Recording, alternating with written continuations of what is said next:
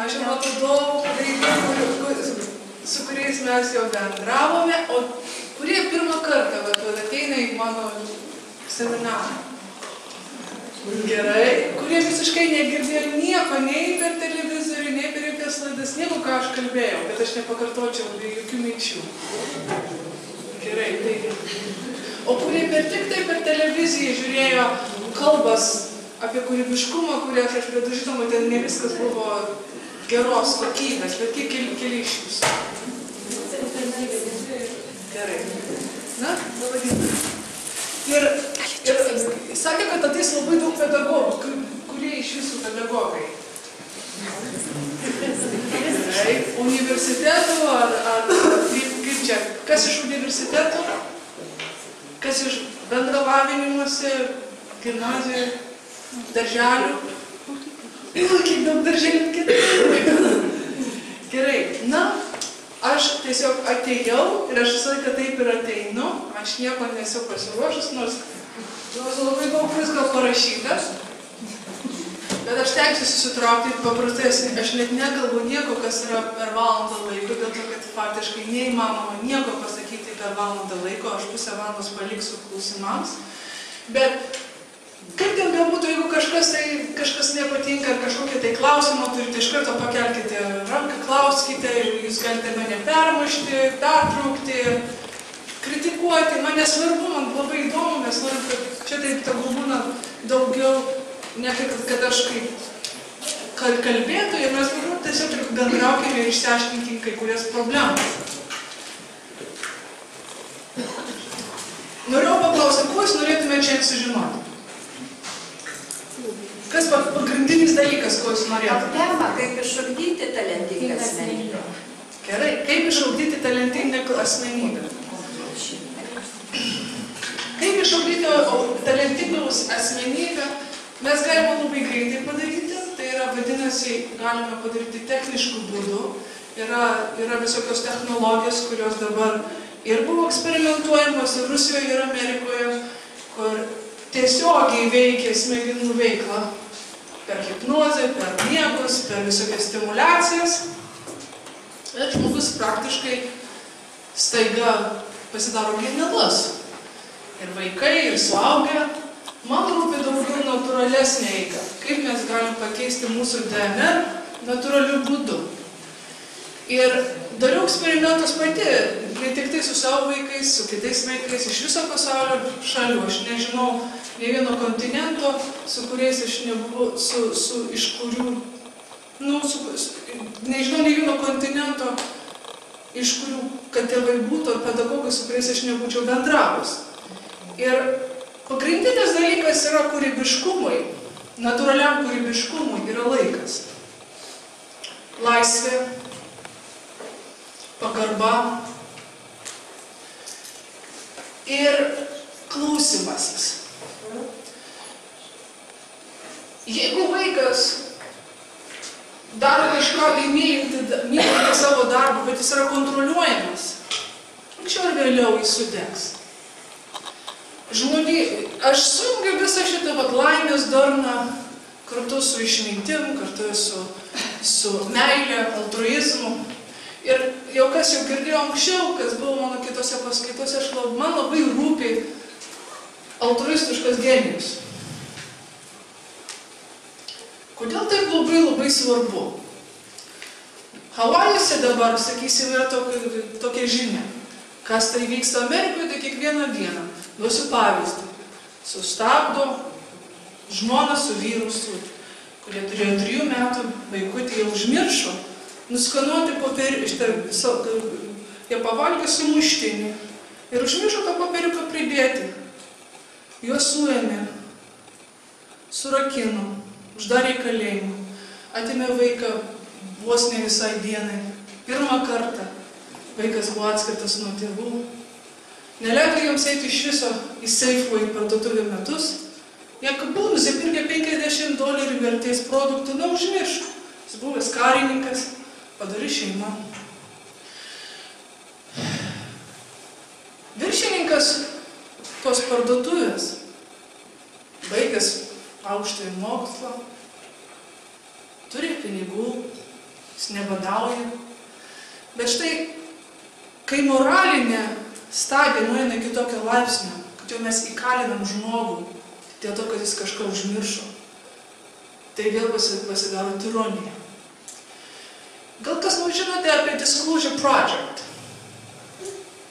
Labai įdomus, aš žinau, kad čia yra labai didelis dalykas, kas įvykę yra pasauliniu mastu.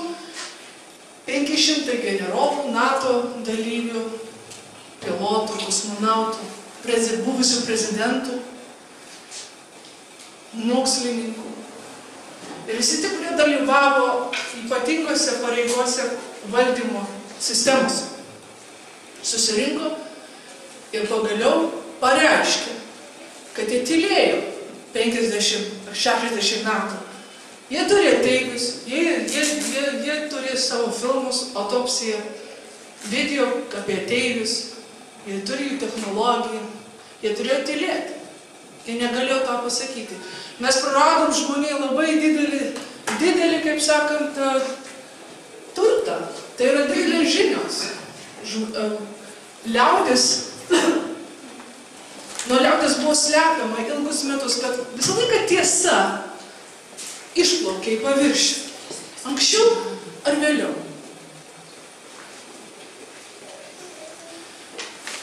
Žinoma, tas projektas yra ypatingas, ir jeigu kas nors galite pasižiūrėti disclosureproject.org, ten yra ypatingi žmonės, jūs negali pasakyti, ar yra ateiviai ar ne, jeigu jie jau prisipažįsta tokių dalykų, vadinasi, kažkas vyksta. Aš dirbau šitoje srityje irgi 25 metus. Kalbėjausi, nes aš kaip konsultantė konsultuoju žmonės, kurie turi visokius reiškinius iš viso pasaulio ir kažkas vyksta. Aš tyrinėjau ir aš toliau tyrinėjau tą, bet kodėl aš kalbu apie šitą projektą? Atėjo laikas ir šičia Lietuvai pareikšti, kad visa ta sistema jau nebetinka, jinai archaiška. Visa ta pedagogika, visa taip, kaip mes su smurtu mokinam vaikus, jau jinai nebereikalinga, jau nebeveikia. Bet kartais, man atrodo, kad Lietuva, jinai truputį, kai aš gyvenu čia dabar 10 mėnesių, jinai man truputį primena į labai gražų, natūraliai atrodantį odinį batą. Tu apsimani tos batus, tokie minkšti, tokie gražūs, patogus. Tu eini ir pradeda kulną griaužti pastoviai iš užpakalio. Ir vat griaužia, ir tu pastebi, kad kiekvienu kartu tokie gražūs ir malonus bateliai. Bet su kiekvienu žingsnėliu griaužia tau koją. Ir aš tą matau pedagogikoje. Vat su kiekvienu žingsniu, kad ir atrodo taip, jau viskas, jau žmonės tokie atrodo lankstus, ir atrodo šviesus, ir atrodo viską mes galime. Ir kažkas pastoviai griaužia, kažkas kritikuoja, kažkas neleidžia, kažkas stabdo. Yra ta tokia siaubingas kolektyvas. Beveik visose mokyklose, kurias žinau, nes pas mane skambina šimtai, rašo tūkstančiai žmonių apie situaciją Lietuvoje. Skambina tie, kurie jau žudosi. Dėl to, kad Čiurlionio meno mokyklai kažkas primušė susmičinas. Mokytojai. Skambina vaikai, kurie vemia prieš pamokas. Nenori eiti. Tai vadinasi, meno neužtenka. Tai kas, kad mes išmokysim juos labai tenais gražiai groti ir būti simfoninio orkestro muzikantai. Na ir kas, kad mes tą dailę išmokysim juos ir jie gražiai nupiešia ir kažkas nusikirsto ausį dėl to, kad jisai bus jau išprotėjęs, kažkas jau išnervino iki paskutinio laipsnio. Na ir kas, kad teatre mes supažindinsime jį su aktoriniais sugebėjimais ir jisai dalyvaus, bet jisai bus nelaimingas. Meno neužtenka, taip pat neužtenka ir technologijos. Nes mes žiūrėkim, kas vyksta su technologija ir kaip jinai panaudojama karui, kaip jinai panaudojama smurtui. Ir aš manau, kad laikas kažką pakeisti. Ir vienintelis dalykas, ką mes galim pakeisti, yra irgi iš apačios. Taip, mes paprasti žmonės, atrodo, kad mes tokie nepajėgus, bet mes iš tikrųjų pajėgus. Ir vienintelis dalykas, kodėl kūrybiškumas negali būti visiškai atjungtas nuo darnos su meile ir išmintim. Mes mokom vaikus daug ko. Aš ateinu į klasę Ir nei vienas vaikas per 4 metus, aš nenoriu sakyti, kokia tai mokykla, bet aš tai jums duodu kaip pavyzdį. Nei vienas vaikas nepasisveikina per 3 valandas. Tai ką jie mokėsi 4-3 metus su tą mokytoją? Jeigu jie nemoka, jeigu jie nesupažindinami yra su pagrindiniu dalyku, su bendravimu. Kai mes nemokam bendrauti, tai nieko nereikia. Kai nemokam išklausyti kitų, tai jau nieko nereikia. Jeigu kažkas kalba ir mes pastoviai pertraukėme juos, ir mes esame svarbesni už kitą, tai jau nieko jau nereikia. Nereikia nieko mums daugiau ir mokytis, nes ką toliau mes mokysimės, bus viskas tik tai pripildyti mūsų egoizmui. Mes turime nuo pat mažumės, kaip tik ir mokyti vaikus lopšelėje, darželėje, mokyklose, būtent pasidalyti. Ir viską, kas yra kūryba, pasidalinti iš karto su kitais. Pavyzdžiui, kurti. Išmokyti vaiką kurti yra labai lengva. Štai aš, kaip aš mokau kurti, aš galiu atsisėsti. Ramiai, žinoma, aš taip nevaikščiočiau gal su vaikais, bet aš atsisėdu. Daugiausiai ant grindų. Vaikai bėgioja aplink manęs, klausia klausimus, aš jiems atsargiai atsakau, stebiu. Jūs patikėkite, tai 90% jau visas darbas atliktas.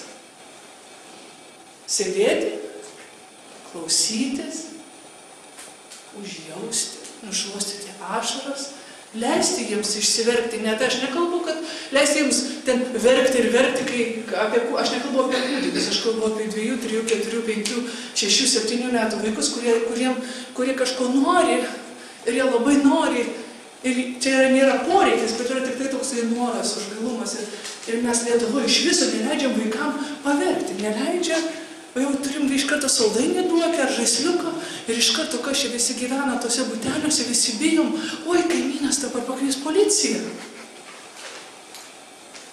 Triukšmas, oi, per laiptinę perėjo 2 vaikai. Turėtų būti 1,5. Drambliai. Ne, vaikai ne drambliai, vaikai yra vaikai. Tai dabar Lietuvoje pagrindinė problema, patikėkite manim, prasideda nuo to, kad mes neleidžiame vaikam būti vaikais. Ir nežinome skirtumo, kada juos išklausyti ir viską atiduoti ir ugdyti tą laisvę. Ir kada kaip tik rimtai atsižvelgti, kad jie negautų to, ko jie tik tai geidžia savo savimeilį. Jeigu kažkas nori, aš noriu kelnių, aš noriu tų džinsų, aš noriu tų batelių, aš noriu būtent to. Ir jeigu jie pradeda verkti, tai kasgi vyksta parduotuvėse, gatvėse? Ką daro? Senelės ir mamytės, ką? Nutildo, negalima, tik tai kuo tyliau. Tik kad nematytųsi vaikai, tik kad nesigirdėtų vaikai čia Lietuvoje. To nėra kitose šalyse, bet jie turi ir kitas problemas. Ten visiškai tu nerūpė. Čia dar kažkas yra su rūpestis, bet labai nedidelis nepakantumas vaikų garsom. Iš tikrųjų yra teisybė. Vienas pagal didžiausius eksperimentus pats garsas, kuris labiausiai erzina žmogaus psichinę sistemą, yra vaiko verkimas. Nieko išlikščiau už tokį balsą, ne dėl to, kad yra jau psichikai mums duota, kad jau reikia reaguoti. Rusų mokslininkai padarė labai įdomų išradimą. Mūsų DNR reaguoja į žodžius ir sakinius. Ir kiekviena rūgštelė, kiekviena ir baltymų išsiskirimas, ir išsiskirimas tam tikrų kombinacijų mūsų per DNR vyksta, kai ką mes kalbam. Vadinasi, pasakykit, gražuolis, tu šaunuolis, man patiko tavo kūrinys. Ir iš karto susiformuoja kažkokie dėsniai kaip forma. Na, aš sakysiu, kad su kiekvienu žodžiu yra programa įdėta jau mūsų DNR, kad iš karto formuojasi kitaip mūsų sistema. Pagalvokite, ką tai reiškia? Mes pasakom, tu grybas. Aš prisimenu vieną mokytoją mūsų Rusijos mokykloje. Visą laiką sakydavau vaikų, tu grybas. Tu grybas. Padėdavo į kampą, va šitai. Ir tas vaikelis pasidarė kaip grybas ir jis visą laiką šitaip vaikščiojo. Jis pasidarė kaip grybas, jis nekalbėjo. Užvakar aš kalbėjausi su šeima didelė, 10 vaikų. Ir 14-mečiai mes jau kalbėjom anksčiau kitose seminaruose, kad 14 metų staiga įsijungė labai įdomus padariniai psichikoje. Dabar jau viskas. Toksai yra ryžtas daryti taip, kaip tu nori. Ir tam berniukui sako, tu nekalbėk, tu tylėk, nesikišk ir netrukdyk. Ką jis padarė? Jis nieko nedarė ir sėdėjo 2 mėnesius šitai. Pakviesta buvo motina. Motina sėdėjo 2 savaitės, jisai vis tiek nieko nedarė. Man uždavė tokį uždavinį. Nieko nedaryti, nieko nekalbėti. Ir aš nieko nedarau. Aš mūsų to berniukas labai protingas. Jis jau žino, kaip padaryti verslą. Jisai labai protingas. Pasakysiu, kad jis vienas protingiausių vaikų, kuriuo aš mačiau. Tai nėra kvailas vaikas, kuris yra tinginys. Motina paprašė išeiti iš mokyklos dėl to, kad jinai pradėjo matyti, kaip nepagarbiai elgėsi mokytojai su vaikais. Ir iš tikrųjų, pasižiūrėkime, jeigu pastoviai mes kalbame vienas kitam, net ir mažiausias tokius dalykus, ką tu čia darai? O kodėl tam? O ką tu čia nupieši? Kaip, ar kitaip gali?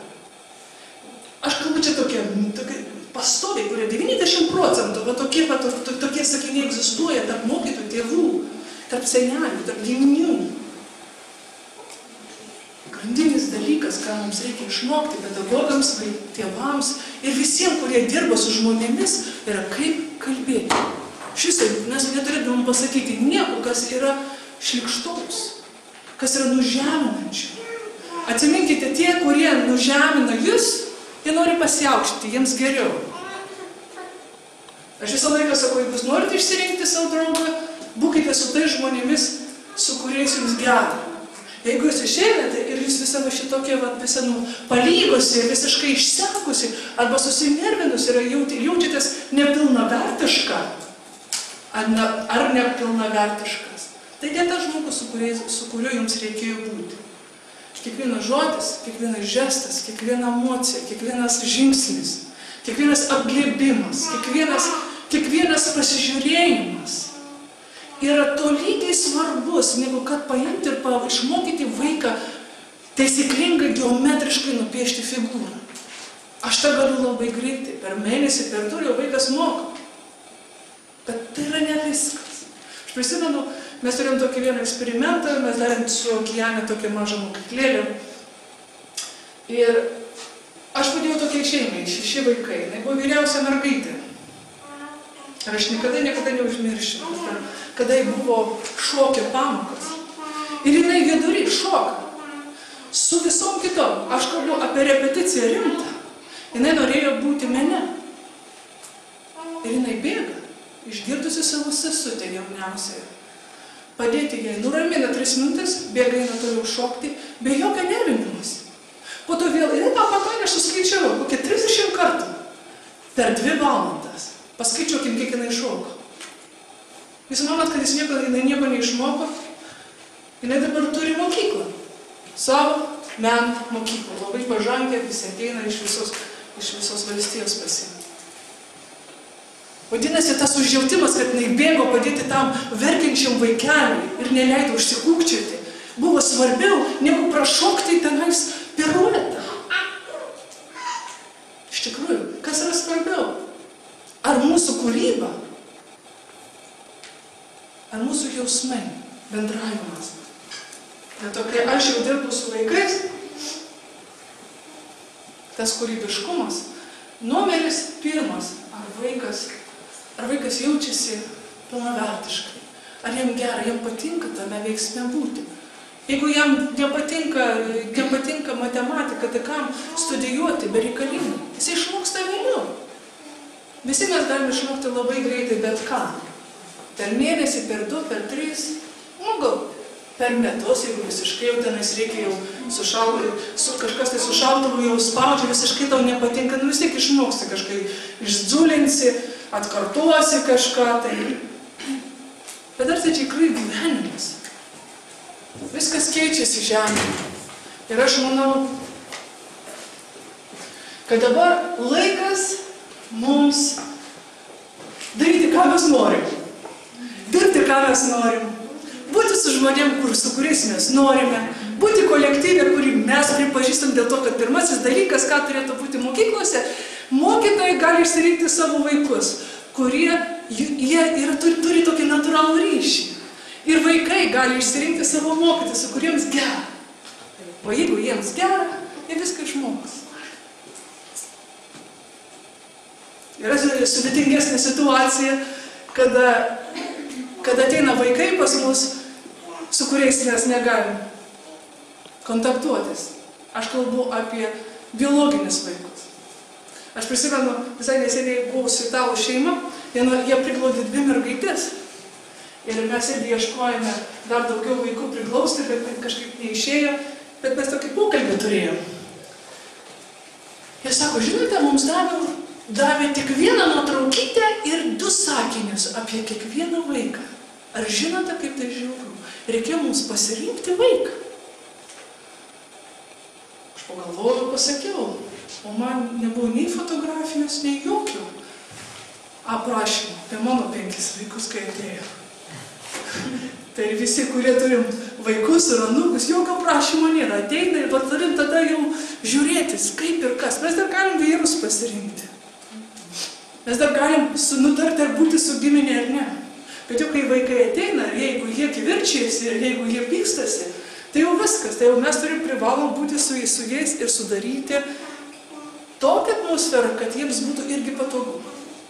Vienas svarbiausia klausimų, kurį man pastoviai klausia, o kągi daryti, kada yra, sakysim, 4 vaikai ar 3 ir jie nesugyvena. Baisiausiai. Aš noriu pasakyti vieną, tai gali būti fazė. Tai gali būti etapas. Nesakau, kad visą laiką tarp vaikų bus konfliktinė situacija. Bet tuo momentu, kada vyksta pastovus konfliktai, aš patariu jums suteikti daugiau erdvės. Išskirti, bet patogiai išskirti, kad nebūtų per didelis atstumas. Tai nesakau, kad gerai, Joniukas eina į internatą, išsiųskim į internatą, o Petriukas bus su manimi, po to apsikeisi. Aš kalbu patogiai, kažkaip padaryti situaciją, kad jiems, kaip magnetas, jie trukdo vienas kitam. Šiuo laiku, šiuo sezonu jie trukdo vienas kitam. Ir jūs ir esate išmintinga mama, mokytoja, senelė, kaimynė, daktarė, kuris daktarai, kurie mums reikia sudaryti irgi pacientų grupę. Bet kad kolektyvas būtų, kad būtent taip sudaryti, tai yra išmintis. Bet tai nėra sunku. Iš tikrųjų labai galima sugalvoti ir aš mačiau nuostabiausių išmintingiausių mamų, kur sugalvojo tokių įdomių dalykų. Bet tik tai, kad nepažemina ir kad jie suvoktų, kad konfliktas ne dėl to, kad jie blogi, ne dėl to, kad aš ar jūs, ar mes blogi tėvai, taip yra šiuo momentu. Po to susigrąžins. Ir labai įdomiai, mano tyrinėjimas rodo, kad vaikai, kurie pastoviai taip truputį kivirčiasi ir brūžinasi, kaip sakant, zulinasi, jie apsišlifuoja šitaip ir jie labai būna geri, kai suaugai, pasis labai tvirtas ryšys. O kurie taip aristokratiškai ir visiškai vienas nuo kito per didelį atstumą turi, lyg tai jie nesipyko, viskas tvarkinga, jie dažniausiai ir gyvena labai tolimai vienas nuo kito, kada užaugo. Tai žodžiu, labai svarbu, tai yra gerai, kad jie būtų, bet ne per didelis atstumas, kad būtų, kad, sakysim, visiškai neišardyti šeimos. Tai jums reikės proto sugalvoti, kaip padaryti, kad jie kažkaip tai ir vertų, ir kad pažaistų kartu, ir pasimokytų, ir dirbtų kartu, ir tuo pačiu metu, kad duotų jums erdvės, kai jau per daug. Tai čia vienas labai tokių esminių dalykų.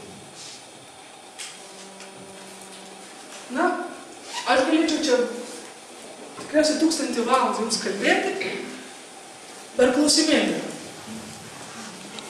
Nebijokit, nebijokit. Ir mokinius, su kuriais nori aš kažkaip taip galvoju ir mano tokia situacija, kad aš visai negaliu pasirinkti. Tai kaip, ar aš čia kažko nesupratau, ar aš nemoku rinktis, ar kaip? Aš manau, kad čia ne jūsų kaltė. Žinote, vat ateina, kad mes atėjom čia, kažkas organizavo, kad įtilptų tik tai 40 žmonių. Viskas priklauso nuo organizuotumų. Kaip kokia organizacija, tiek ir gali įtilpti. Žinote, kas iš jūsų esat kompozitoriai? Su muzika dirba. Tai yra muzikos dėstytojai, kurie pasako, štai yra natos, čia yra jums 5 tos linijos ir jūs turite būtent parašyti kažką tame tarpelėje. Taip ir su poezija, turi tenais būti skaidriai linksėti specialus tokie žodžiai, rimavimas. Kai tu sudėti vaikui ar žmogui, suaugusiam, į rėmus, į tokį organizacinį kokią dėžutę, tai niekur nesigaus. Ir aš puikiai suprantu, tada reikia arba kovoti, arba išeiti. Jeigu jūs manot, kad per kovą laimėsite, tai kovokite. Bet aš esu diplomatė pagal natūrą ir pagal savo gyvenimą. Aš mėgstu diplomatiškai išreikšti ir aš nekovosiu per ilgai ir aš stengsiuosi apeiti, kaip sakant, lietuviai sako, kai pamatysi mėšlą, apeik, neįliepk. Tai aš sakau, jeigu reikia apeiti arba sudaryti grupę žmonių ir jau jūs stipresni. Jūs čia esate ir jau jūs galite, jūs esate labai stiprus kartu. Mes pavieniui labai silpni. Mes neturim didelės galios.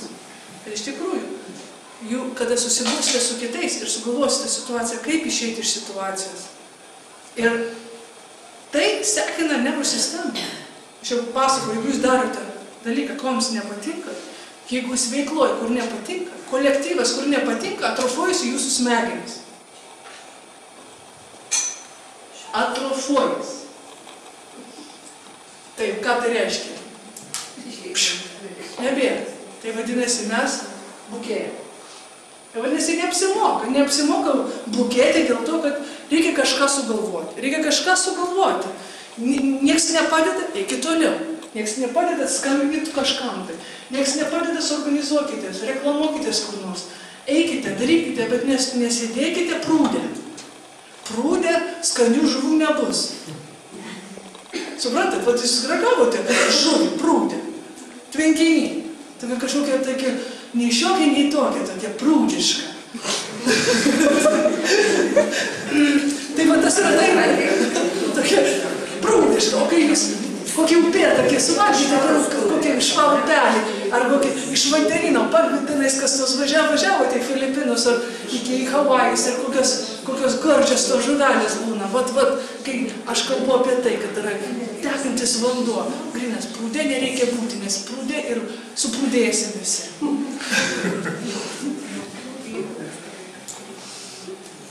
Klausimų? Atsiprašau, aš gal neatsakiau jums tiksliai klausimą, nes tai yra labai skausminga jūsų situacija. Ir aš visiškai, jeigu jūs dabar pradėsite verkti, aš puikiai suprasiu. Tai to, kad čia yra pragaras, ką jūs pasakėte. Čia yra pragaras. Jeigu jūs dar jautri, tai viskas. Jums reikia jau, nežinau, kokių sąlygų, kad atsipalaiduot nuo šitos sistemos ir nuo tokio kolektyvo. Aš manau, kad labai svarbu yra, kur mes esame, tarp ko mes esame. Aš tai noriu pritarti, moterį, nežinau, turbūt pedagogai yra, nes mokyklose visose yra tokia situacija, kai mokytojas negali rinktis mokinių. Ir mokiniai mokytojo taip pat negali. Tai jūs susirinkti. Turbūt nebent Montessori sistemoje ar ten... Išmirs šitą sistemą. Išmirs. Patikėkit mane. Tai šiandien yra taip, mes norim ugdyti talentingus vaikus. Gerai, kaip galite tai susiburkite 3-5. Toje pačioje mokykloje paimkite grupę 50 mokytojų, apsvarstykite, nueikite pas direktorių. Sakykit, štai mums tokia situacija, mes norim įsirinkti, tai yra daugiau demokratiška, tai yra humaniška. Ne su visais vaikais aš galiu dirbti, ne visi vaikai manęs klauso. Tarp kitko, labai įdomus faktas, čia yra jau mokslo atradimas, kad ypatingai berniukai, jeigu yra turi mokytoją, jisai neturi ryšio, jisai nieko negali prisiminti. Tai jeigu išsirinksim tuos vaikus, o kas dirbs su kitais. Tai tas visą laiką, jeigu yra tas yra grupelė, Visi norės geresnių. tai tegu ir lieka geresnė. Jau geriau viena nėra blogų vaikų, yra gal jie nepatogus vaikai, gal jie yra fiziškai, kuriems reikia ant arklių joti ir žemę dirbti, gal jiems reikia arti, gal jiems reikia statyti namą, gal jiems reikia eiti padėti ir gelbėti žmonės iš gaisro, bet jie yra nepatogus vaikai dėl to, kad jie neturi ką dirbti. Pasižiūrėkite, ką daro paaugliai. Pats pavojingiausias etapas berniukui yra nuo 9 iki 25 metų. Nuo 9 iki 25. Daugiausiai nelaimė atsitinka nuo 13 iki 22. Ir žinote ką? Tai nėra, kad paaugliai tokie kvailiai, jie nežino rizikos. Ne. Jiems reikia daugiau darbo. Jiems reikia daugiau pasitikėjimo. Jiems turi būti suteiktos sąlygos tikrai būti didvyriais ir kažko daryti, kas jiems patinka. Jiems reikia turėti, jie ieško daug, ko jiems reikia, sakysim, meilės. Jiems reikia kažką tai daryti su rankom daugiau. Beveik visi berniukai, apie 90% tai tikrai, mokosi kinestetiškai. Kinestetiškai su rankom, dėl to jie labai geri chirurgai, arba jie manipuliuoja, geri masažistai, gerai jiems akupunktūra sekasi, jie geri statytojai, architektai, jiems reikia matyti, dėl to pas juos berniukus yra, jie gali 3 dimensijų sudėti labai greitai, kas moterim, kad truputį sunkiau, bet jie gali greitai pamatyti visą sakysim, ateina į lūšną. Vyras ateina, ar berniukas ateina, jis jau šlušnelės mato visą savo rūmus, kaip jisai perdarys. O moteris ar mergina stovi, ką tu čia matai? Bet jis jau mato, dėl to, kad jisai greitai gali jos smegenį sudaryti visą šitą modelį. Jis gali tą padaryti. Bet sakau, vienas iš tokių dalykų, ką aš labai noriu pasakyti, jums visiems, kiekvienam mokytojui dera tikrai patyrinėti testosteroną. Nes testosterono poveikis berniukams ir mergaitėms, jeigu pas jos yra daugiau testosterono arba berniukams viršyje, tai yra viena didžiausių ir opiausių problemų pasaulyje. Nes kuo daugiau testosterono, tuo yra daug didesnis agresyvumas. Tuo daugiau, net moteris, kuriom injekciją padaro testosterono, jos norės įgnypti, patempti plaukus, spirti, kažką atkeršyti, kažką padaryti. Bet berniukams reikia, bet aš manau, kad per daug testosterono vyksta dėl to, kad aplinka yra labai grubi. Kuo yra švelnesnė aplinka aplinkui, tuo berniuko testosterono lygis žemesnis ir jisai bus švelnesnis. Mes bijom švelnių berniukų. Bet švelnus berniukai patys geriausi vyrai. Mes bijom, kad jie bus homoseksualai. Kaip tik atvirkščiai, jeigu jiems duosime pasirinkimo, kad jie galėtų būti su mergaitė, nebus jokio homoseksualizmo. Aš jau kalbėjau tą daug kartų, kad tose gentyse, tose vietose, tose šalyse, kur kaip tik nėra fobijos dėl to, kad jie gali pasirinkti ir jie gali būti su mergaitėm, kada lytiškai bręsta, homoseksualizmo nėra. Jis atsiranda tik tada, kai mergaičių nėra. Tada ir homoseksualizmas atsiranda. Ir moterų pedagogų, senelių ir mamų poveikis labai geras berniukams. Vienas labai įdomi statistika. Berniukai, kurie augo be tėvo, arba trumpai augo su tėvu, arba jis labai švelnus buvo tėvelis. Jie vėliau lytiškai bręsta, bet anksčiau susituokė. Įdomu, kad tai gali būti. Vėliau lytiškai subręsta, anksčiau susituokė. Anomalija, paradoksas, ironija. Bet tai yra tikrai iš tiesų teisybė. Dėl to, kad ten, kur yra grubesnis tėvas, arba jeigu tėvas grubus, tai susidaro berniukui tokia nori, nes tikrai nenori mestis. Jam tuoktis visiškai nesinori. Bet agresyvumas skatina testosterono ir visų funkcijų lytinio brandimo paskatinimą. Taip jisai eis vis tiek kur nors išbėgs pro langą, vis tiek atliks savo reikalus, ką jam reikės, bet jisai nenorės tuoktis. O švelniuose sąlygose, švelnioje vietoje, arba tenais, kur jisai gali išsireikšti ir būti žmogus, jam šeimos sukūrimas yra labai svarbus. Ir tuo jis anksčiau susituoks. Tarp kitko, patys geriausi vyrai, čia ne mano statistika, bet iš tikrųjų istorijoje pasinagrinėkite, kas buvo patys įdomiausi, sėkmingiausi, doriausi, labiausiai humaniški vyrai per istoriją. Bet matysite, jie augo arba be tėvo, arba tas tėvas buvo numiręs, arba jisai buvo išvykęs, arba jau net neegzistavo šeimoje. Aš manau, kad berniukų dėka mes galime labai daug ką, kaip būtų pasaulis be berniukų ir be vyrų.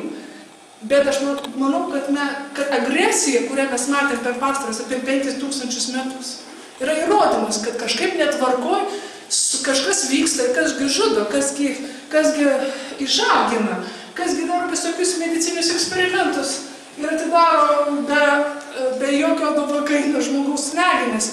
Kas tos visus žiauriausius eksperimentus darė? Tai yra vyrai.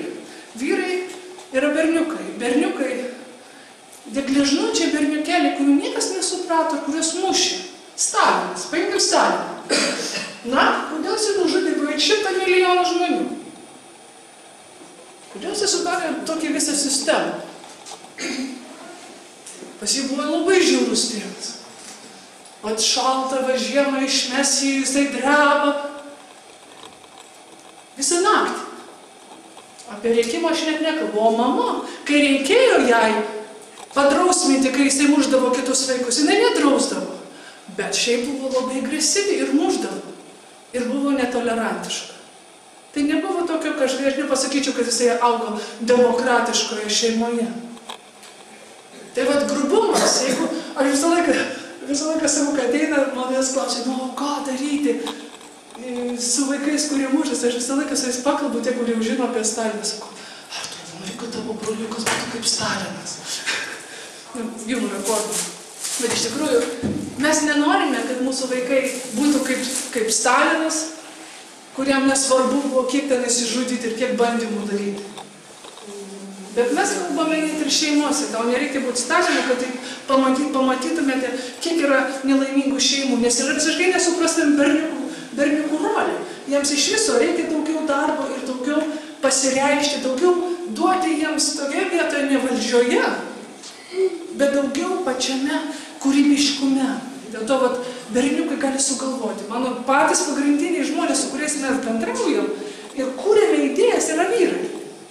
Ir aš net neįsivaizduočiau iš viso savo gyvenimo, jeigu aš neturėčiau tiek daug šaunių mokslininkų, kurių tarpe mes galime tyrinėti ir svarstyti, bandyti. Jie nebijo pateikti idėjų, jie yra geri humoristai. Dėl to, kad jie nebijo, jie nekreipia dėmesio, ar tenais pas juos tenais ilganosis, nesugarbanoti plaukai. Tas paprastumas, išorinėme jie tokie, bet jie mąsto, jiems reikia pastoviai suteikti sąlygas kurti. Vat kada kūryboje jie labai šaunūs. Bet tik tai padėk berniuko valdžioje ir atsitinka truputį problema. Ir kiekvienas kalėjimas, kuris negalėjo susitvarkyti su kaliniais, visą laiką siunčia moterį. Dėl to, kad jinai padėtės, sutvarkys, duos visiems darbo, sušukuos plaukus. Aš manau, kad valdžioje turėtų būti arba moteris su vyru, bet pats vienas vyras drasko. Dėl to, kad aš nenoriu eiti toliau į medicinius tokius faktus, bet iš tikrųjų, kada 2 mėnesius mama nešioja berniuką pilve, 2 mėnesius yra viskas, yra mergaitė. Pilve 2 mėnesius mergaitė vystosi.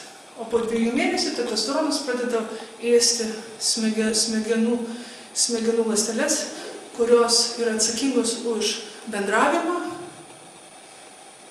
pastebumą ir būtent visą tą komunikaciją, ką mes ir laikome civilizacija, kas pagrindinis dalykas yra komunikuotis.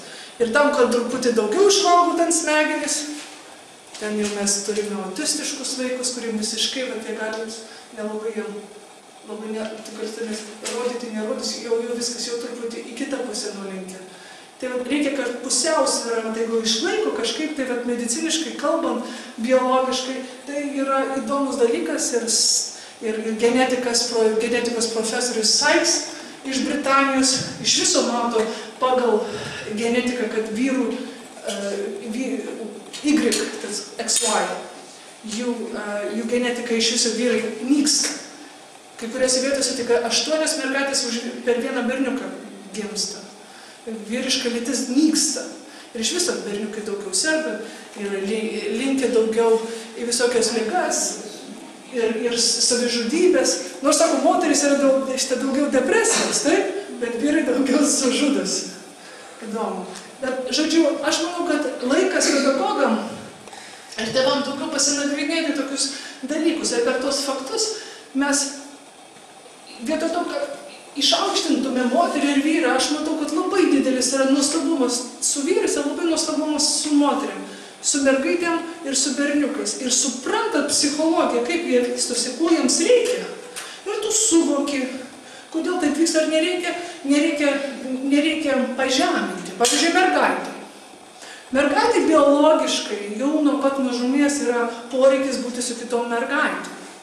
Pagal biologinį genetišką programą yra dėl to, kad kuo jinai didesnė turės seserų moterų bendriją, tuo geriau gali išgyventi jos kūdikis.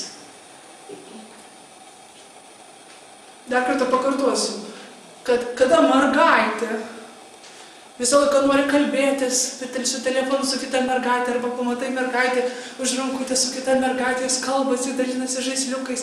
Ir taip vyksta ir jinai gali 8 valandas prakalbėti, nueiti. Ir visą laiką jai reikia tos moteriškosios pusės. Tai yra labai gerai. Reiškia, jos smegenys ruošia ją būti motinai. Nes jeigu bus moterų bendryje, moterų bendryje turi prižiūrėti tą vaiką. Nes yra didesnis šansas, kad padės jai. Viena moteris neturėtų auginti vaikų. Aš nekalbu, kad viena kaip vieniša moteris, aš kalbu, tai gali būti ir moteris labai puikiai laimingai susituokusi, bet aš sakau, jai reikia visą laiką moterų grupės. Dėl to, kad tai yra jau, aš pastebėjau per visas gentis, kur aš stebiu ir šalis, kad tos yra pačios laimingiausios moteris, kurios turi tikrai stiprią draugių grupę. Tai gali būti viena draugė ar 10 draugių, nesvarbu, bet jeigu patikimos yra draugės, tai yra stipru. Ir tada, kas vyksta tada? Tada nėra tokių reikalavimų iš vyro, ko jis negali daryti.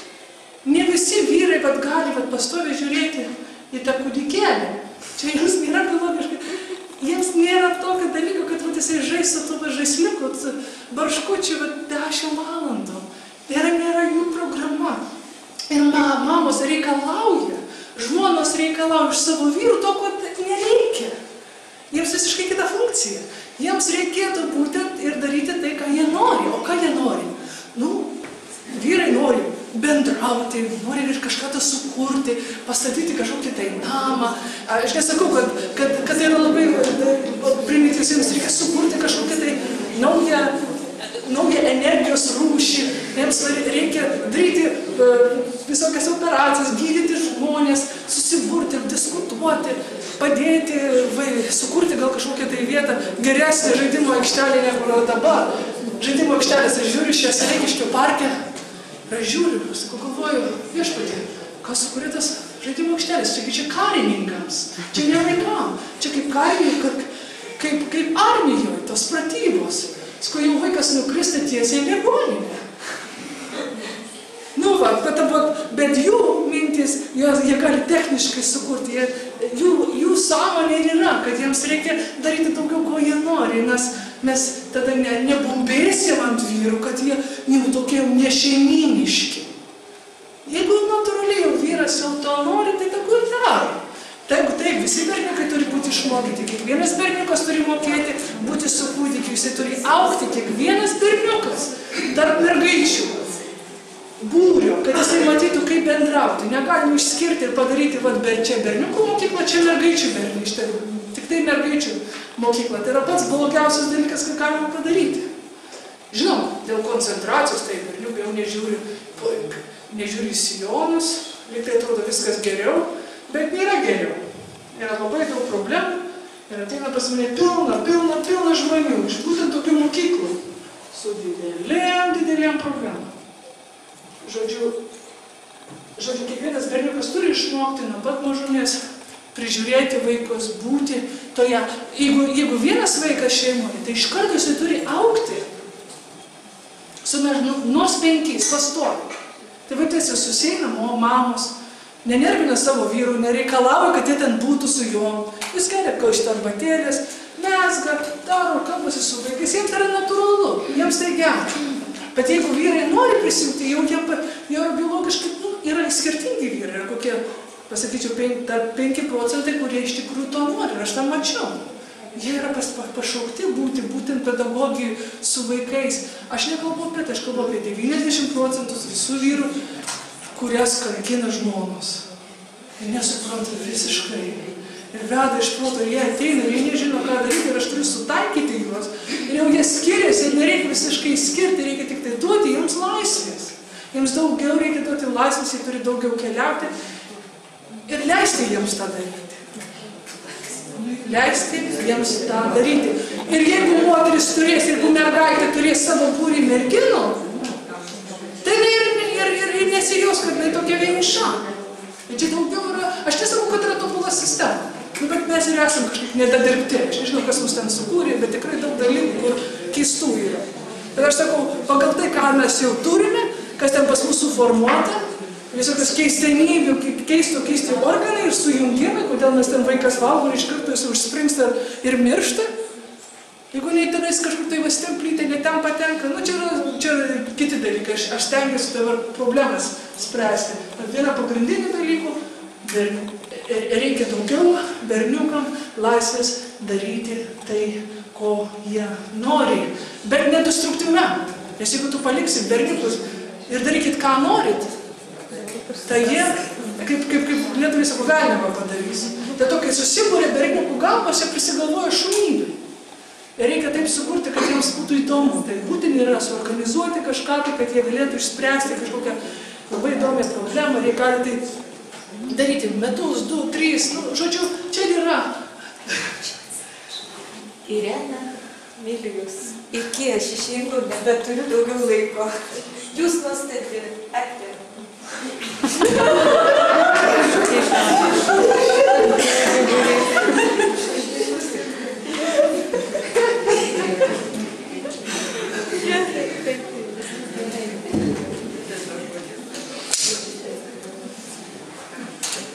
Galima klausimą. Kokia jūsų nuomonė apie kūno kultūros pamokas, berniukų, mergaičių, technologijų, medienos darbuose ir taip toliau, tiesiog? Aš steigsiu tiesiai į širdį. Aš manau, kad kūno kultūros pamokas yra visiškai beprasmiškos. Aš matau, kad sportas aš nežinau, kuris iš jų esate, nepakėlė niekas iš jūsų medikų, bet pas mane yra bent 30 daktarų mano pažįstamų, kurie yra būtent sporto medicinoje. Jie specializuojasi tame. Ir jie nematė nei vieno sveiko. Nei vienas sveiko sportininko. Jie pastovi ant ribos mirties ir gyvybės. Pas jie visi sąnariai suklibė, visos sausgyslės sutinė ir išnėrė, viskas pas juos yra ne vietoje. O aš dar nekalbu apie 5 operacijas, kurie visi atletai turi pereiti per savo. Čia jau profesionalus sportas. Apie vaikus ne. Taip. Pasižiūrėkim, ką daro, kurie gyvena virš 100 metų. Argi ten bėgioja, argi ten sportuoja. Ne, jie juda, jie pastoviai juda. Jie pastoviai kažką daro. Jie pastoviai kažką krūtasi, eina įman, padeda, eina į avilį, išima medų, eina, padaro valgyti, eina, pameldžia ožkas, eina avį, nuskuta, eina po to, nurauna tenais figas, daro. Absoliučiai nereikia. Tos salės jums reikėtų eiti, lipti medžius, eiti ir šitą, va dabar, jeigu yra problema su šiukšlėm, tegu jie pašluoja šiukšlėm. Kaip? Čia yra problema, va ta būtent ir yra, ir jūs kaip mokytojai ir turite sudaryti tokį, jums turi būti kažkas įdomiau negu kompiuteris. O kasgi gali būti įdomiau negu kompiuteris? Pasakykite, jūs, vyručiai, aš nežinau, jums kokie 23 metai, taip? Na, matai, vyriausiai Vaikai mėgsta krepšinį pažaisti. Ne, aš nekalbu apie tokį dalyką, kad patys savaime susiorganizuoja, padarom, pažaidžiam krepšinį, patys einam tenais jogą padaryti. Aš nekalbu apie tokius, bet kažkas organizuoti. Gerai, ne berniukai, išsirikiokite tenais mergaitės, prašau, įsidėkite savo vaikutės į triusikėlius, kas nei kam išsikišę. Nu, va tokios yra sporto klasės, kurias aš, kad aš buvau mergaitė, dalyvau. Tai yra jau pačio žemiausio lygio klasė. Jam nereikia, žinoma, jie nori kažką tai, kad jie judėtų. Bet duokite, aš per tą laiką, jeigu jums... Dabar ta mokykla, aš sakau, nepasikeis. Aš kalbu apie naujovišką mokyklą.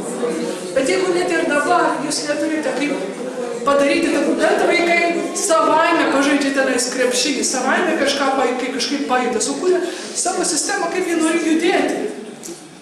Tai dėl to, kad tu turi 53,5 karto apibėgti mokyklą, tai dar nereikš, kad jis ir gyvens. Tai bus stipresnis. Yra kitų metodų ir dabar, sakau, mokslas sparčiai eina, išplėsdamas mus visiems akis. Kad ne sportas mus daro, kad mes ilgiau gyventumėm, o mūsų visa ląstelių gamyba, visa ta šviesa, fotonų funkcija, maistas, kurį mes valgome, kolektyvas, kuriame mes gyvuojame, oras, kurio kvėpuojame, judėjimas, taip, žinoma, judėti reikia, bet kad aš esu už tai, kad kažką su malonumu daryti, aš už tai, bet kad jau net padaryti pažymį, kad aš sėdžiu, man berniukai tenais krepšinį žaidžia, ar pat aš ateinu, tu įmeti 30 kartų, aš tau duodu pliusą. Ir tokį ir tokį pažymį. Tu įmeti 2 kartus, tu gauni 2. Tai yra nesąmonė. Aš prisimenu savo klasę, kai buvo fizinio lavinimo pamokos, priversdavo vaikus daryti prisispaudimus. Ir mergaitės negalėdavo padaryti daugiau kaip 2. Ir aš paprašiau mokytojos, aš sakau, jeigu aš už visus padaryčiau, ar jie galės gauti, negaus 2. Jinai žinoma, nusijūgino, kaip tu galėsi už kiekvienas ten turėjo po 10 padaryti. Sakau, ten buvo kiek mergaičių 15, tai aš paklausiau, ar aš galiu už jas padaryti. Jinai nusijuokusi, tai pasakė, tai žinoma, jinai juokais tai pasakė, ir aš padariau už visas. Jinai turėjo pripažinti, kad jinai negalėjo 2 niekam parašyti, nes iš viso, kaip sakant, mergaitėm tai kažkaip nebūdinga daryti tuos prisispaudimus. O man tai, aš mėgdavau plaukti ir man tai buvo kažkaip tai tuo momentu visai man patiko, bet yra įsityčiojimas. Aš visą laiką jaučiau, kad vyksta didžiulis įsityčiojimas fizinio lavinimo pamokose. O Rusija, mano pažįstama Ukrainoje, pasakoja, kad mergaitės net tikrina ginekologę sporto salėje. Berniukai vienoje vietoje, mergaitės ir tokia maža tokia užuolodėlė tikrina jas. Sporto salė. Ukrainoje. Odesoje. Tai čia buvo prieš kokie, žinoma, jau 25 metus, bet aš kalbu, tas mentalitetas dar liko. Dar liko, ir mums reikia, mes žinoma, prireikia kokius 5 metus, kad iki galo iš jūsų tas, kuris labai nori pakeisti, kokį 5 metus, grydo darbo, išsiplautų visas tas komunistinis, toks ideologinis Stalino ideologinis metodas. Nors viena gerai, tai kadangi jis kaime gyvena, tikriausiai dėl to, kadangi jam patiko grynas oras ir jisai manė, kad grynas oras yra sveika, tai visiems kažkaip tai pasakė, visi turi būti lauke ne mažiau kaip 2 valandas. Nu, tai bent gerai, kad Stalinas tą gerą padarė. Apie lėlės, jeigu berniukas jau 4 metų ir jis niekaip nesiskiria nuo lėlių, jis nori žaisti, jis parduotuvėje nori pirkti, jis... Nuostabu. Taigi čia nuostabu.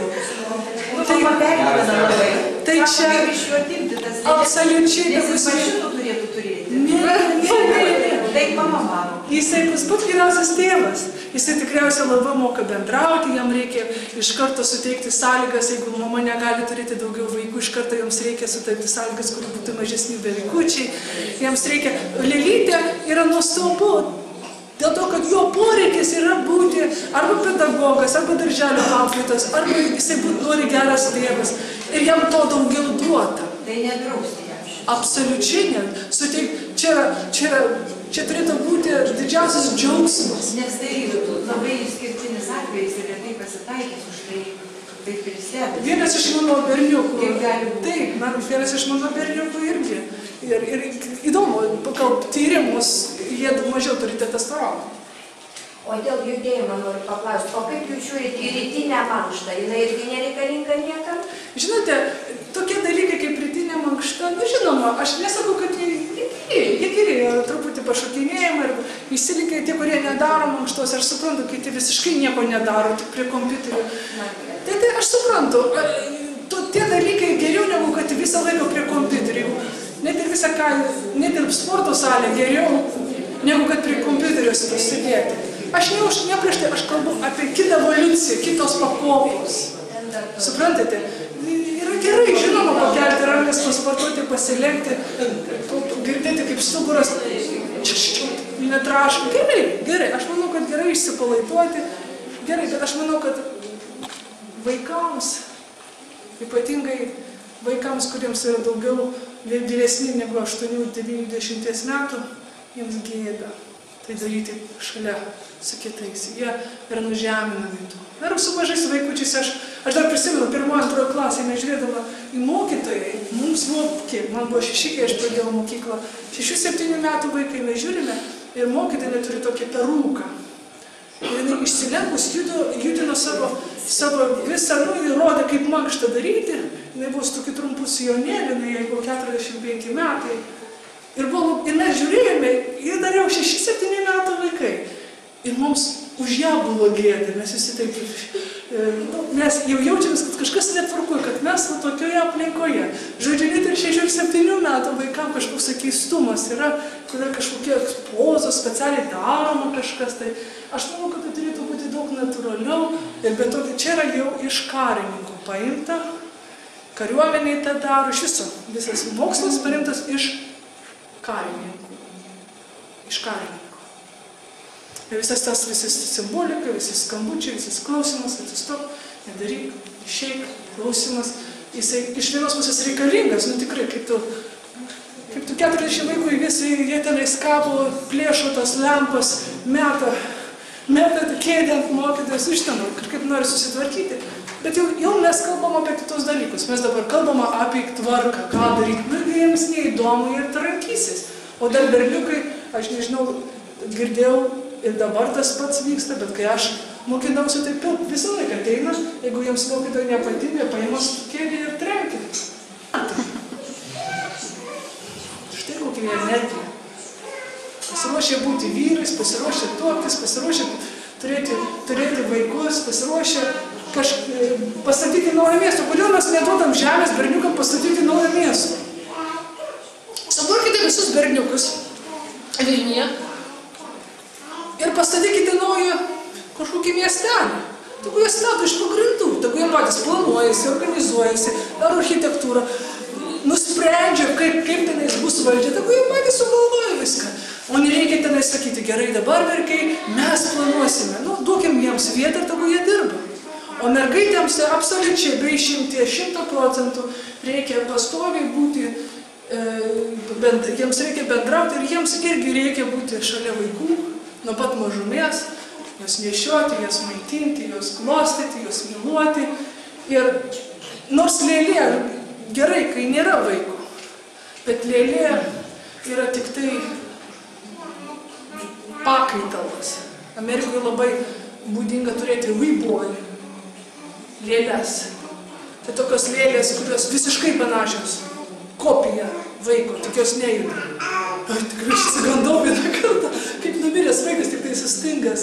Jie taip gerai padaro, kaip akielė, gerai tokį realizmą padaro, bet su lėlėm.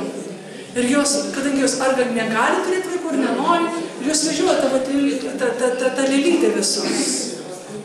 Bet geriau, žinoma, kurio progą suteikti moterim ir visom yra, tas yra, visam yra genetiškai išprogramuota turėti vaikus, o jeigu jos negali, jos turėti teisę priglausti yra 6-7 tūkstančiai vaikų namuose.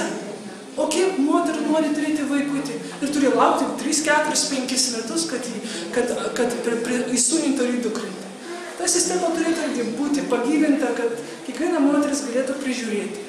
Net jeigu jie nenori, jie turėtų būti toj bendrijai, kur matytų vaikus, kur galėtų padėti. Kiekviena mergaitė turėtų būti išmokyta. Tai čia pats pagrindinis, ne mokykla, o tas pats pagrindinis. Visa kita yra priedas. Kaip aš sakau, pirma šeima, o po to darbas. Ir iš tikrųjų, jeigu mes suteiktumėm paauglystai, jeigu būtų sąmoninga ir visa valstybė tik tai tuo užsiimtų ir būtų labai labai protinga, jeigu kas nors iš jūsų norite sakyti, būti monarchais, įsivaizduokit jūsų valdžioje šalis. Tai jeigu jūs padarytumėt, kad viskas atitinka vaikų gyvenimą ir viskas padaryta, kad tu gauni profesūrą už tai, kad tu turi vaiką. Tai dabar, kada jau tu išauginai vaiką, tu turi jau kokias medalį, profesorius Stalinas dar gerą dalyką padarė, medalius davė motinai. Čia gerai. Buvo ta didelė Rusija, norėjo jis truputį, jam reikėjo kai kurių dalykų, tai vienas dalykas, ką jis gerai padarė, bet aš tai tikrai duočiau medalius. Bet tai ir būtų universiteto laipsnis, kad tu gauni doktoratą už tai, kad tu išaugini vieną vaiką iki, sakykime, 20 metų. Už kiekvieną vaiką tu kažkoks tai prisideda dar laipsnis. O dabar, būtent tokie žmonės ir turėtų eiti į valdžią, nes jie, kas yra valdžia? Valdžia tai yra suvokimas bendravimo, šeimų, kaip vaikai elgiasi, kaip jie mąsto, ką jie daro, kas jiems rūpi, kas juos jaudina. Vaikams tai yra labai svarbu, kad valdžioje būtų tas, kas su juos suprastų. Ir pat vaikam, ir paaugliam labai svarbu, kad mokytojas pamatytų kaip žmogų. Ir dėl to laisvė turi būti.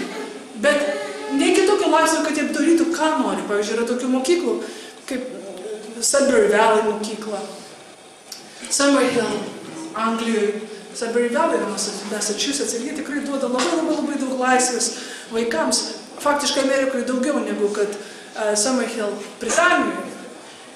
Ir žinote, jie gerai susiorganizuoja labai daug. Ir po 30 metų pažiūrėkime ir daktarai, ir inžinieriai, ir advokatai, teisininkai, ir inžinieriai, mokytojai, geriausi tėvai išeina iš tų mokyklų, jie darė ką nori. Patys susirūpino savo darbą, ką jie norėjo, ir jie gana gerai viską padarė. Bet buvo pastatas, buvo žemė, buvo teisė, laisvė jiems tai daryti. Niekas nesityčiojo iš to. Ir jie visi kažkaip susiformavo tokį jausmą, kad jie nori kažką tai daryti. Kiti nedarė nieko 2 metus, sėdi. Aš žinau keletą, kurie tik kompiuteriu žaidė 2 metus, o po to jie pradėjo rašyti, pradėjo dirbti, rašyti knygas. Žodžiu, mes žiūrime žmogaus etapą, viešpatie, jisai nieko nedaro dabar. Ir kitą dieną nedaro. O žiūri žmogaus gyvenime mažiausiai 100 metų tarpsnių, bet man daugiau rūpi kokie 1000 metų, nes greitų laikų mes ir tiek ir gyvensim. Jeigu, žinoma, karai nesudraskys žemės, bet mes potencialiai, jeigu mes dar pragyvensim dar kokie 20 metų, tai tikrai jau yra atrastas labai įdomus raktas į mūsų fotonų ląstelių veiklą, kad aš visiškai mačiau eksperimentus, labai esu susidomėjus tuo, aš tikrai įsivaizduoju, kad būtent ir yra viltis Lietuvai, viltis žemei. Atsiratokim rankovės, pasidžiaugim, pagyvenkim nors tokį laiką ir pamatysim, kad tikrai bus didesnės galimybės būti ilgaamžiais, naujovės atsidarys. Žodžiu, aš ne už transhumanizmą, kuris visiškai sujungia robotus su žmonėmis. Aš už tą natūralią eigą ir pajungimą visiškai natūraliai ir mūsų DNR, ir mūsų smegenų veiklą, ir socialinę veiklą, ir mūsų kolektyvą, ir šeimą, ir taip toliau. Aš manau, kad kai pasižiūrėtume istorijos laikus, tai buvo absoliutus smurtas vaikam ir moterim. O dabar jau gerėja. Dabar jau gerėja situacija. Dar vis tiek Lietuva pirmauja Europoje pagal smurtą vaikui, tiek žodžiu, tiek fiziškai.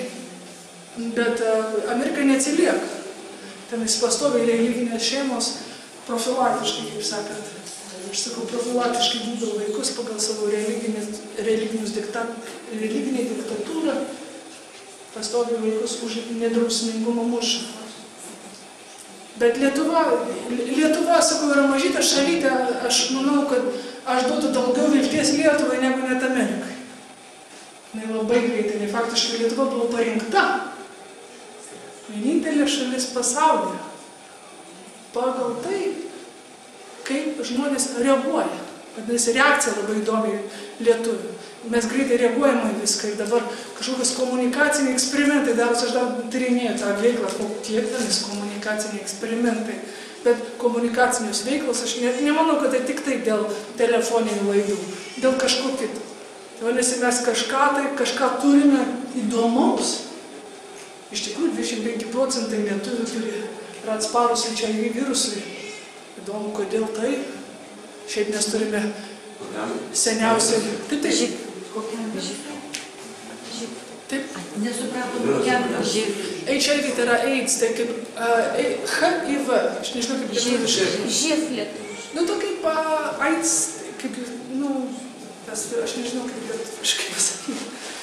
Nes, kada jau nebuvo, aš jau nebuvau čia, tai mano vertimai, atsiprašau, kad aš iš viso lietuviškai tokiam temam niekada nekalbu ir visą laiką angliškai, tai aš labai atsiprašau, kad kartais neturiu pakankamai žodyno, kad aš viską galėčiau išsakyti, bet jūs supraskite, aš taip paprastai kalbu, bet geriausiai paprastai. Žinoma, techniškai viską išsakyti. Žodžiu, kodėl aš turiu labai didelę viltį Lietuvai, dėl to, kad mes esame mažytė grupelė, aš žinau, kad labai daug išpjovėt, pareiginiais ištekliai. Netekom protingiausių, gudriausiai žmonės pabėgo dabar, kitose šalyse gyvena. Liko mūsų labai mažai. Daug yra labai piktų žmonių, nusivylusių. Bet, žinote, tai buvo tokia maža švieselė. Įsivaizduokit, čia dabar yra jau 9 vakaro, visur tamsa, ir aš tik tai mažą savo švieselę nuo rakto įjungiu ir galiu apšviesti visą šitą kambarį. Mažytė švieselė. Lietuvai jūs galite būti ir ta mažytė švieselė. Ir net pakaks, vienas žmogaus pakanka tarp 5 barakūdų. Suprantate, vienas žmogus jau gali stebuklus padaryti. Tai kur jūs esate, kur jūs dirbate, jūs paprasčiausiai iš prūdo padarote ežeriuką. Jūs padarėte nutekėjimą, surandat kažkokį šaltinėlį, kad grynas vanduo tekėtų.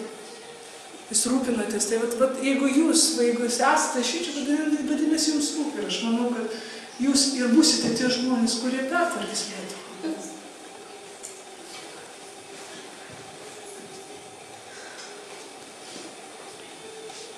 Klausimai?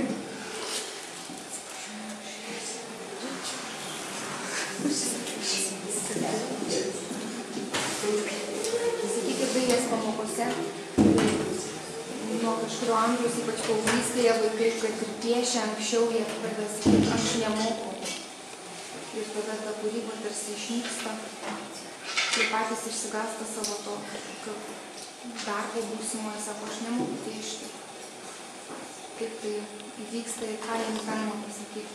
Jau kai vaikai tai sako, jau tikriausiai, kai vaikai tai jau pasako, jau kažkas juos taip išmokė. Tai tikrai nemoka. Jūs pastebėsite, kaip augina tėvai. Jūs galite būti geriausia mokytojai, bet ateina mokinys su visiškai nepilnavertišku, su tokiu aukščiausio lygio nepilnavertiškumu. aš nieko nemoku, aš nieko nežinau, aš nieko negaliu, nieko nesiseks. O kas taip įvyko? Dėl to, kad pastoviai kažką norėjo, mamytė, pažiūrėk, ką aš nupiešiau, palauk, aš dabar neturiu laiko.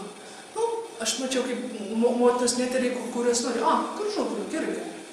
Ir jokio tokių, nesakau, kad reikia būtinai, kad stebuklingai reaguoti į kiekvieną vaiko kūrybą, bet jau ateina 3, 4, 5, 6, 7, 8, 9 metų vaikai, jau jie sugadinti, tai reikia labai daug reabilituoti juos. O ta reabilitacija būtų kokių gerų 5 metų. Aš sakau, 5 metus, žinoma, duoda labai didelį tokį. Nebent jau vaikas kažkoks labai, jos smegenys, kaip sakant, ne tai kaip kempinės, jie greit sugėrė, galima greit išsunkti tą visą programą, bet iš tikrųjų, kas yra viduje, tai viskas lieka.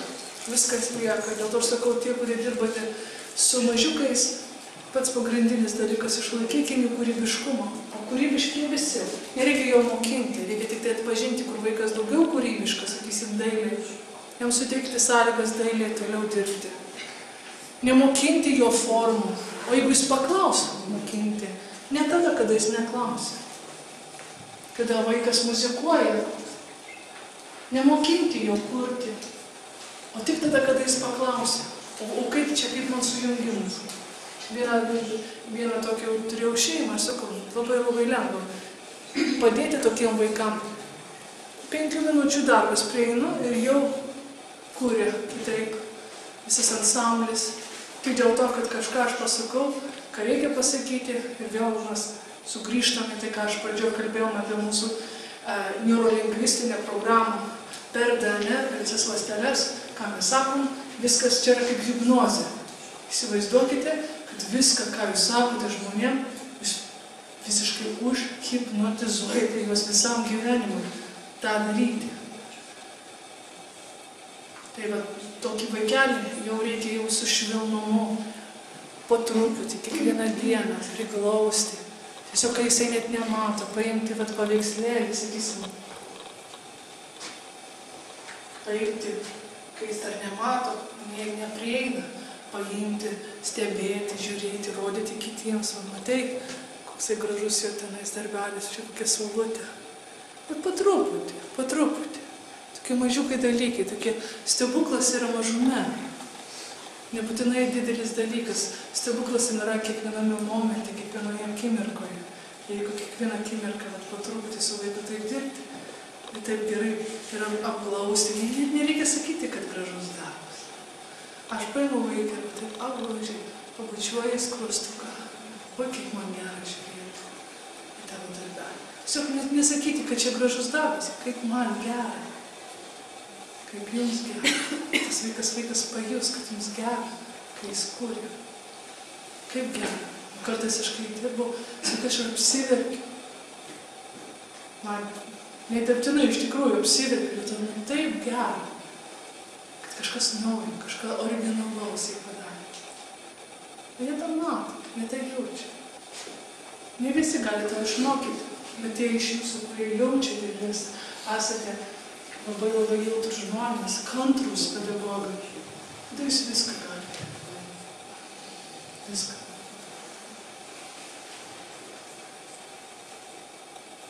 Bet klausinėjau.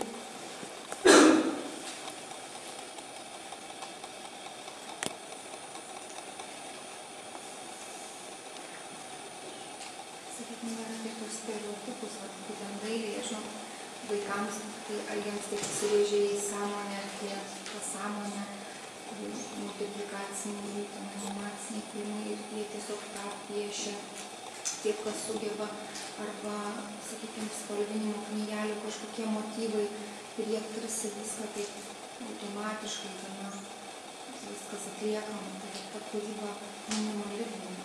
Labai. Ir tarsi kaip jiems gražiai pasakius, kad tu kažką savyje ieškotų, o ne būtent tos tik išorinius gal jau dalykus.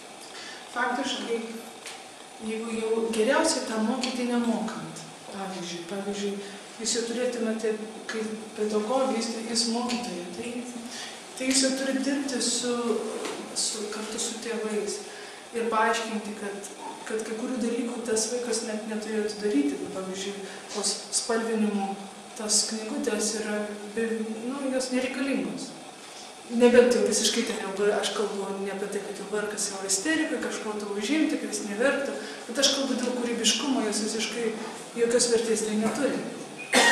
Ir televizoriai mūsų smegenų veiklą drasko, netgi sovietų laikais, jeigu darė eksperimentą, daugiau kaip 15 minučių mūsų smegenys, kai mes žiūrime į televizorių, yra visiškai suklaidinamos. Tai mes iš viso, kai mes dirbame arba su kompiuteriu, arba su televizoriais, dar kol kas mes neturim tokių pajėgų, kad kitaip veiktų.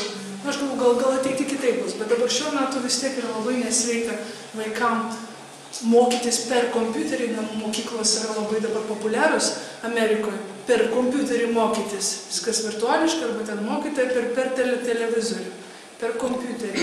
Ir tai yra labai nesveika.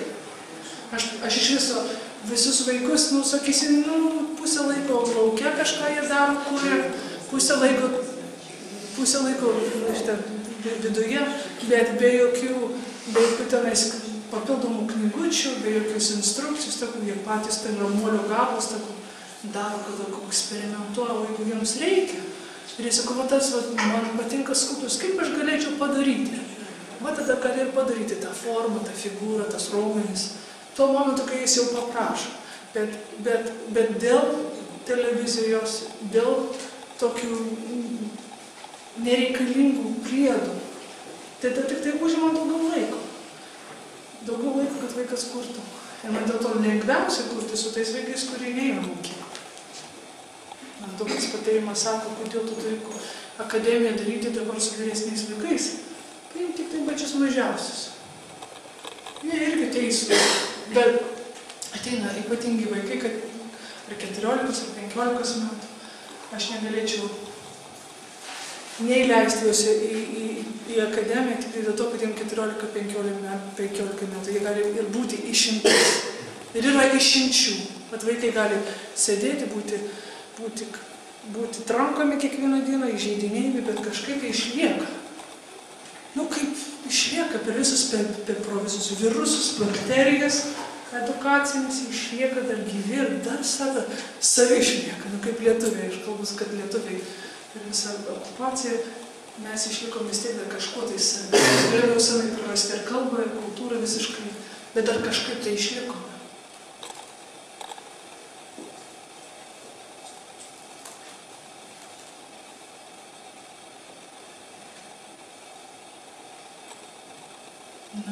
Ar kažkas tai nori? Kokį apie savo vaikų kūrybą?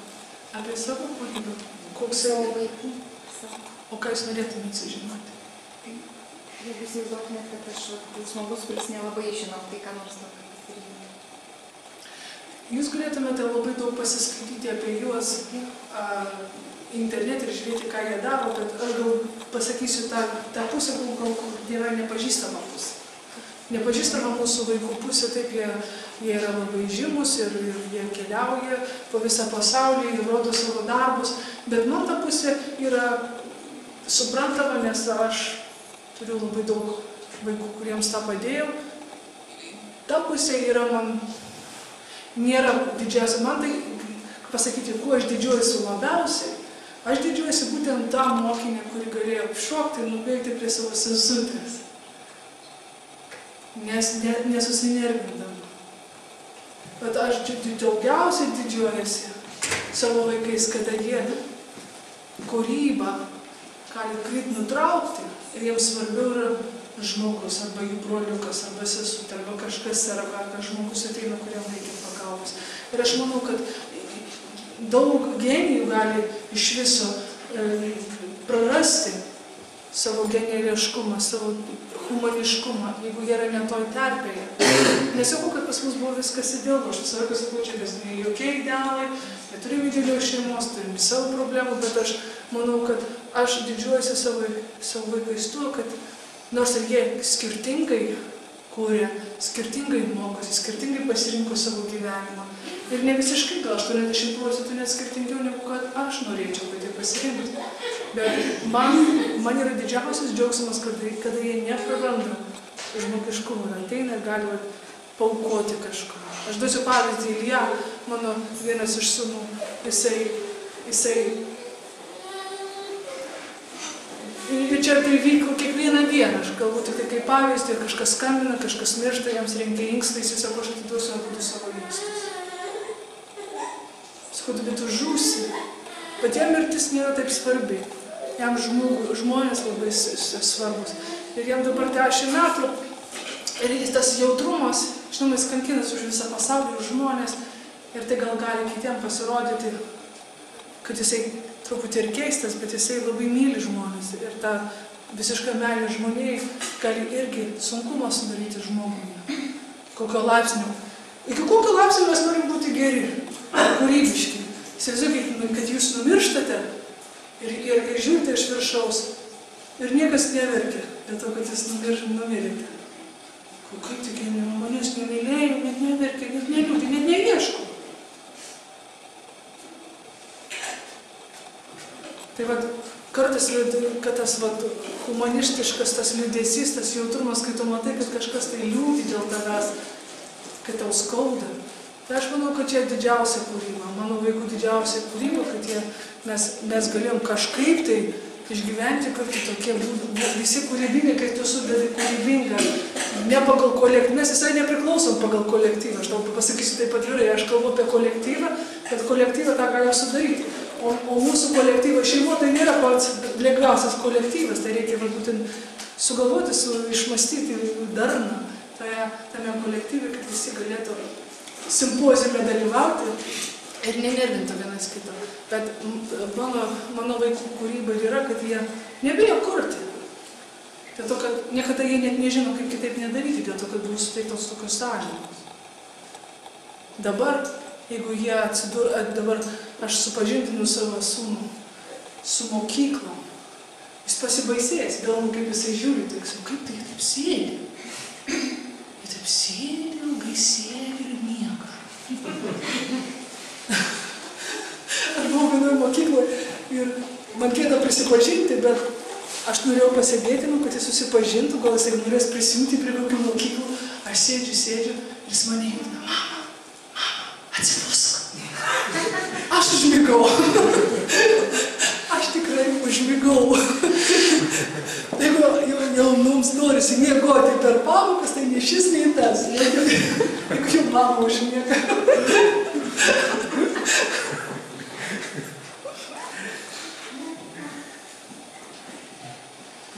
Kokie jūs visi gražūs, ramūs tokie, jokių klausimų jau nebėra. Ar yra dar pas ką nors, kažkas tai kažką norėtų dar sužinoti?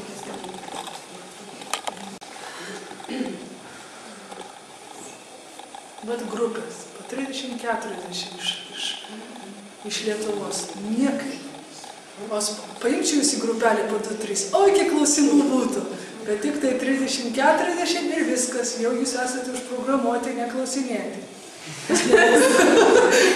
Tik taip, o kas buvo? Paklausė, atsisės, kad netrukdyk, kad ko čia išsišokėlis. Tai va, toks mentalitetas susidaro, kad žmonės bijo klausti klausimų. Na, tokia Amerikos mokykla, ten pirmoji mokykla Lietuvoje, kur iš karto, iš kur jūs, o kokia valstybė? Kiek jums metų? Kodėl? Ir iš karto visi vaikai, kurie jau gyvenę, matosi, ne visi čia ir turėjo progos pagyventi kitose šalyse, jau jie nebijo klausti. Kad niekas su kreidos dėže netranks tau per galvą ir nesityčias, kad tu klausi. Nebijokite klausyti, aš pripratus prie bet kokio klausimų. Tiesiog prieš gerį, klausais, bet gerį. Nežinai, ką paklausti. Ačiū. Koks savo vardas? Žygimantas. Žygimantas. Ką tu nori daryti? Psichologija nori. Psichologija. Ir tas nelabai Ir tau 17 metų. Nu, tu turi kažkokį klausimą, nori kažką paklausti. Jau visą. Neturiu ką paklausti. Ačiū už komplimentą. Aš norėčiau paklausti, kaip Tatjana jaučiasi Lietuvoje, ar neplanuoja važiuoti? Jinai čia. Kaip? Jo, kaip jinai čia Lietuvoje jaučiasi, ar ne? Ar nesinori jai grįžti? Žinote, Mes dabar ką tik pabaigėme didelę kelionę iš Portugalijos iki pat Švedijos visą Europą. Pervažiavom ir buvo toksai įdomus žygis, dėl to, kad jis buvo mano toksai sukurtas žygis, kuris labai nebuvo malonus, dėl to mes važiavom kaip turistai. Nes, kaip sakant, užuštom akim. Tai visko matė. Norėjom pamatyti, kokie iš tikrųjų žmonės. Kai taip važiuoji su kuprinėm ir kraustais iš vienos šalies į kitą ir nežinai, kur tu miegosi šią naktį ir ką valgysi. Ir tai buvo labai įdomu pamatyti, bet taip Europoje. Ir žinote, kada jie mane visi maldavo, grįžkim į Vilnių. Grįžkim į Vilnių. Sakau, gulėjom toliau, mes jau turim vizas į Peterburgą, važiuojam toliau. Ne, mama, važiuojam į Vilnių, ten ramu. Tai vad, Akjanes dabar toksai požiūris. Jai čia patinka. Yra, žinoma, labai didelių dalykų, kurie nepatinka, bet yra kažkas tai, kas yra iš tikrųjų įdomu čia. Čia yra ir teatrai, čia yra saugiau, čia galima pereiti iš savo buto iki teatro. Ir tikrai, bent 9 iš 10 kartų tikrai niekas tavęs neapvogs ir neįtrauks į mašiną. Tai žodžiu, saugumo atžvilgių ir ramumo.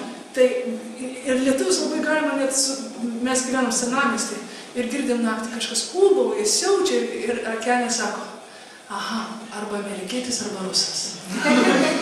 Nes lietuviai netriukšmauja, jie daug ramesni. Ir dar mes toliau darom tyrinėjimą, kodėl lietuviai būtent yra šiek tiek ramesni, santūresni,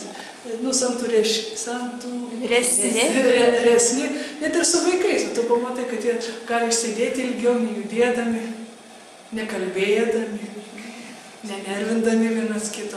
Bet tik tai, aš sakau, kai jau prasideda tas laikas, kur daugiau yra aštresni santykiai, jiems kažkas tai yra nepatenkinama situacija, lietuviai gali nustebinti pasaulį ir nustebinti savo šeimos narius ir ką jie gali.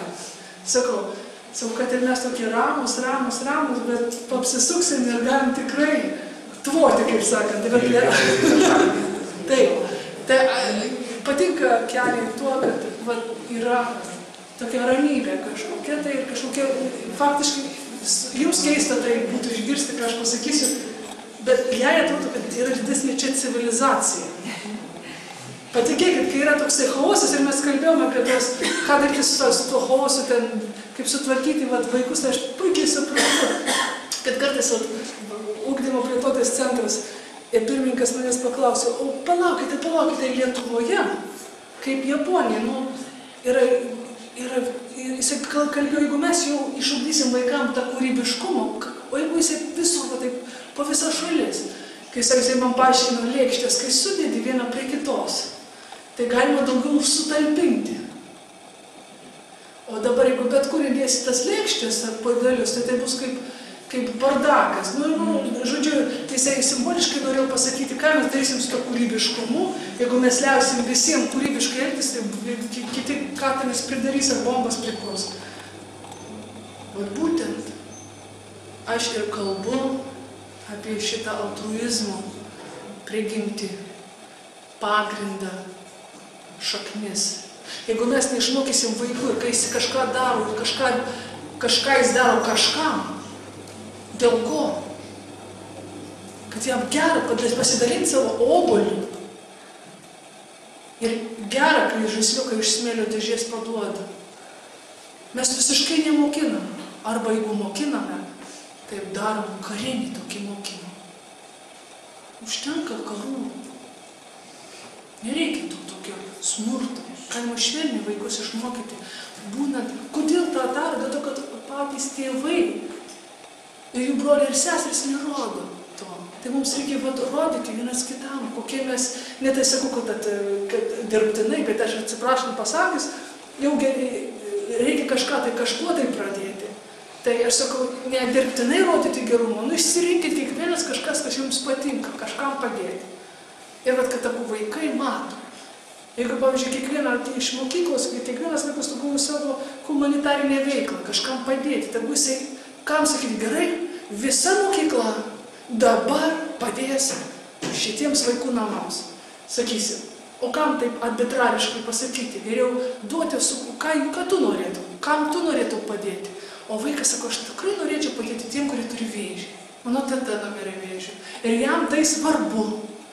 Ir mums reikia nuo pat mažumės, nuo lopšio parodyti vaikui, kaip dalytis, kaip, kad jisai ne centre, nedaug dievė. Jeigu vaikas išmokytas, kad jisai vienas centre ir svarbiausias. Nedaug dievė, tai mes ir turime tironus, despotus ir žiaurius vadovus vėliau, kurie tada slegia liaudį. Ir tada jie gali slėgti ir šeimynoje, kaiminystėje, bendrijoje, miestuose. Mums labai svarbu turėti tokį humanitarišką iš karto požiūrį su vaikais ir per meilę. Ir mes faktiškai galime paimti dabar, mokslas įrodo, kad mūsų pokalbiai ar maldos ar norai tikrai dirba, veikia ir išsipildo, ką tu nori, viskas sugrįžta. Aš vadinu tai kaip bumerangą. Bumerangas, įsivaizduoju kaip bumerangas. Aš kalbu, sakysim, altruizmo bumerangas, meilės bumerangas. Sakysim, aš išmetu tą bumerangą ir jis ateis pas mane atgal. Ir jis lipnus toksai bumerangas, pilna medaus aš pridėjau tenais ir viskas prikimba. Kol jis ateina pas mane, jis prikibo ko. Ir draugelių, ir bitučių, ir gražių lapelių, ir visko gražiausio, ir bučiukų, ir viskas sugrįžta pas mane dėl to, kad aš išsiunčiau bumerangą meilės. Ir ateina gražumas. O jeigu aš išsiunčiu dar bumerangą su smala prikabintis, ir ateina kas, visokius širšys, kirminai, visokie uodai, bakterijos, virusai, ragai, viskas, kas yra šlykštu. Aš simboliškai kalbu, nes tai gali būti pykčiai, kriticizmas. Viskas gali aplink dar daugiau. Mesti tos bumerangus. Ir kai jie meta, sugrįžta pas jūs daug daugiau atgal. Ne tai, kad jie turėtų tą daryti dėl to, kad pas jūs sugrįžtų daugiau, bet yra natūralus fizikos dėsnis. Ir visatos. Ir mūsų kūno. Mūsų smegenų. Meilės, išminties ir laimės dėsnis. Kad viską, ką mes išmesim, viską sugrįš atgal. Tiesiai pas mus. Tik reikia sugauti. O jeigu nesugausi, gali, kaip sakant, pro šalį, teisingai, o kodėl trajektorija pasikeičia? Pavyzdžiui, sakysim, jūs kažko norite. Ir jūs užsimauti ir metate tą bumerangą ir galvote, aš taip tą norėjau kažko, kodėl man nieko neįvyko. Vienas iš tų dalykų, kažkam pasakai, kuriam visiškai to nereikia žinoti. Ir jisai paima va šitai va, atsiprašom, aš tokia pabažinė, skrenda tas bumerangas ir jisai galvoja, o kamgi tu dabar turėsi tą arklį? Sakysi, tu arklį nori turėti.